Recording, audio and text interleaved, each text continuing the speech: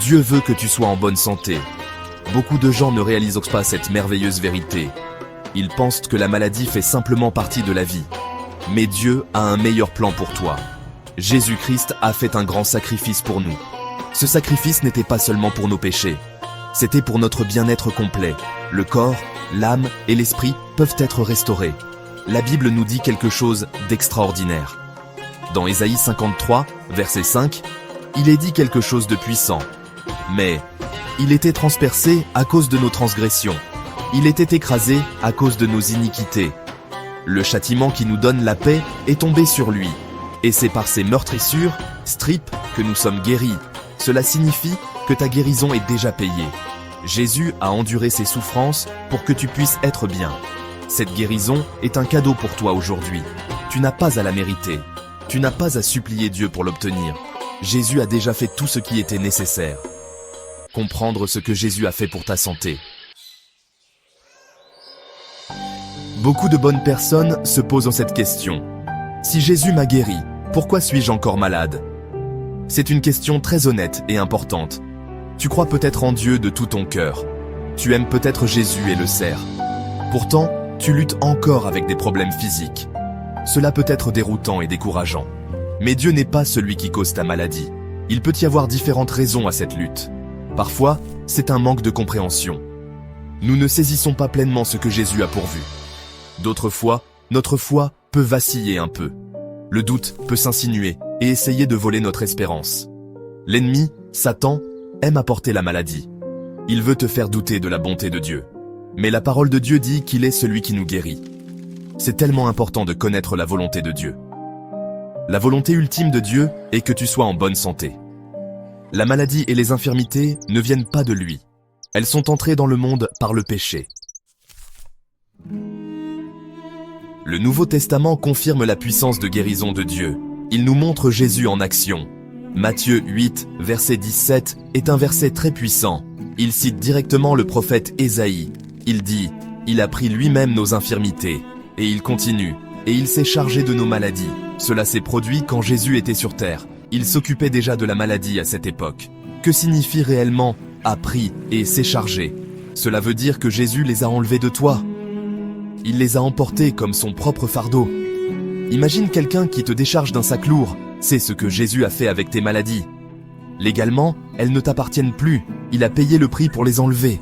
Il a pris sur lui la maladie pour que tu sois bien portant. Cette vérité devrait bâtir une grande confiance en toi. Ce n'est pas juste une pensée pleine d'espoir. C'est un fait spirituel, consigné dans la parole de Dieu. Dieu nous a donné des moyens pratiques pour recevoir la guérison. Il ne s'agit pas seulement de souhaiter ou d'espérer.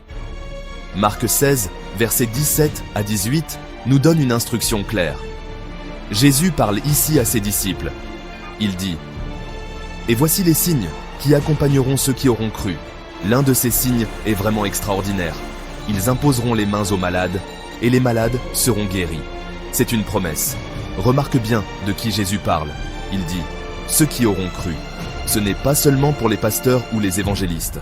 Ce n'est pas uniquement pour des ministères spéciaux de guérison. Si tu es un croyant en Jésus-Christ, cette promesse et cette instruction s'appliquent à toi. Tu as l'autorité d'imposer les mains aux malades et de t'attendre à ce qu'ils aillent à mieux. L'acte d'imposition des mains est significatif. C'est un point de contact pour la foi. C'est un moyen de libérer la puissance de guérison de Dieu. Pense à cela comme à actionner un interrupteur pour l'électricité.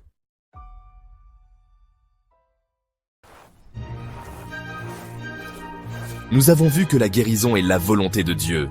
Jésus a payé le prix pour ta pleine restauration. La Bible nous donne des promesses claires.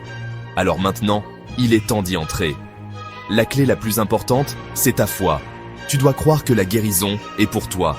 Pas seulement pour les autres, mais pour toi personnellement. Crois la parole de Dieu plus que tes symptômes. La foi n'est pas passive, elle est active. Ne reste pas assis à attendre que la guérison te tombe dessus. Tu dois coopérer avec Dieu. Proclame ses promesses à haute voix chaque jour. Dis « Par ses meurtrissures, je suis guéri » ou « Agis comme si tu étais guéri » ou « Même si c'est par la foi ». Commence à faire des choses que tu ne pouvais pas faire avant. Fais de petits pas. en faisant confiance à Dieu pour te fortifier. Souviens-toi de la puissance de l'imposition des mains. Ne néglige pas ce merveilleux don. Impose tes propres mains sur la partie de ton corps qui fait mal. Ordonne à la maladie de partir, au nom de Jésus. Avant de pouvoir profiter pleinement de tous les bienfaits de Dieu, y compris la guérison divine et la santé, tu as besoin d'une relation personnelle avec Jésus-Christ. Il est la source de toute bonne chose. Si tu ne l'as pas encore fait, je t'invite aujourd'hui à demander à Jésus de venir dans ta vie, d'être ton Seigneur et Sauveur. C'est la décision la plus importante que tu prendras jamais. Prions ensemble maintenant. Dis simplement ces mots avec ton cœur. Cher Seigneur Jésus, je crois que tu es le Fils de Dieu. Je crois que tu es mort sur la croix pour mes péchés et que tu es ressuscité des morts. S'il te plaît, pardonne-moi pour tous mes péchés. Viens dans mon cœur et sois mon Seigneur. Merci de m'avoir sauvé. Amen. Maintenant, prions pour ta guérison en nous basant sur la parole puissante de Dieu.